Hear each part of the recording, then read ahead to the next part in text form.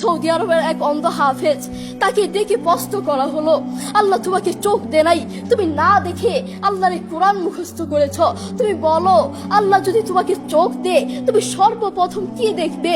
অন্ধ হাফেজ বলল, আল্লাহ আমাকে চোখ দে নাই, আল্লাহ আমি চোখে দেখতে পারি না, আমাকে চোখে দেখার মতো সেই শক্তি আল্লাহ দে নাই।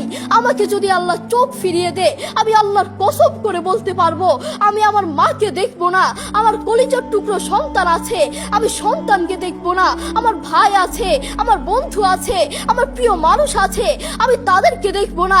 আমি দেখবো যেই কোরআন আমি না দেখে মুখস্থ করেছি সেই কোরআন দেখবো, সেই কোরআনের আয়াতগুলো কত সুন্দর তার দিকে তাকাবো। আল্লাহু আকবার।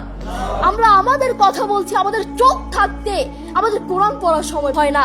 আপনি বলছেন আমি ব্যবসা করি সময় পাই না, কোরআন কোত্থেকে পড়বো? ব্যবসা করি কোরআন পড়ার সময় পাই না, আমি দোকান করি দোকানে অনেক কাজ থাকে, বিশ্বাস করুন আমি অনেক ব্যস্ত মানুষ, এজন্য কোরআন পড়ার টাইম পাই না, কোরআন পড়ার সময় পাই না। প্রিয় ভাই, আমি আপনাকে বলতে চাই আপনাকে সময় কে দিয়েছে? আপনাকে সময় কে দিয়েছে?